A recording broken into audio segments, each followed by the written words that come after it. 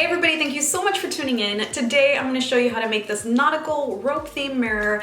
I love this thing, and I don't know if it's because my taste is changing, but I've been super into all things wood, wicker, and rope. So either I am evolving or my dream has come true and I have officially become a golden girl. Thank you for being a friend. Travel down the road and back again. Your heart is true. You're a pal and a confidant. I might actually make that my channel intro. Anyway, I hope that you enjoy this DIY and hope you stick around by subscribing to this channel. Let me know in the comments section which one is your favorite golden girl, and let's go ahead and get started. So I'm going to be using this round Dollar Tree mirror, some Dollar Tree twine, and you can find rope at the Dollar Tree, but it's totally not worth it price-wise. This was $3 at the craft store, and it brings so much more.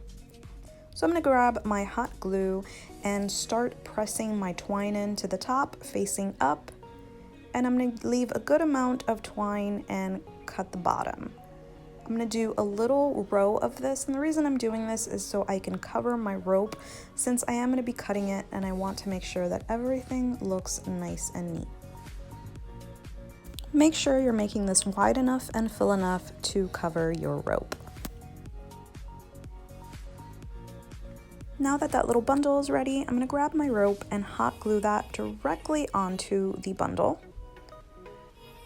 And then I'm just going to hot glue the sides, making sure I'm doing it in small pieces. And the reason I'm doing this is because my rope came in a bundle. It is not the straightest rope, and I want to make sure it looks neat.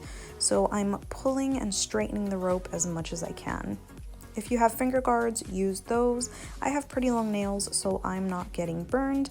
But no matter what hot glue gun you're using, hot glue is pretty hot. Make sure that you are adding enough glue to where it sticks, but not too much so that it doesn't seep the bottom of the mirror. When you get to the very end, you're going to hot glue that last piece in place and then grab some scissors. And I just grabbed a little bit of hot glue and pushed that down so it's not super bulky. So now I'm going to do this to the top of that, and I'm going to work my way all the way around using the same method. You can just keep wrapping round and round and not cutting, but that's going to make it look a little lopsided. So if you want to do that to the top layer. So this is what it should look like. And now for the top ring, we're going to use these Dollar Tree book rings in 2-inch, and we're going to do the exact same thing. Be very, very careful because this is a much smaller surface and it is a lot easier to get burned. You really don't have to use the hoop. You can create a little loop using the rope, but I really liked how neat this looked. It definitely changed the look of the mirror completely. When you get to the end, make sure that you are hot gluing it very well into place. Grab your scissors, cut that down, and then add more hot glue to make sure that this doesn't fray later on or come apart, even though this is going to be hidden. So now you're going to line that up to the rest of your rope and make sure that you're pressing this to where it's basically touching the table because you want this to fit nice and snug on your wall. And now you're going to straighten those twine pieces. Make sure they're covering the rope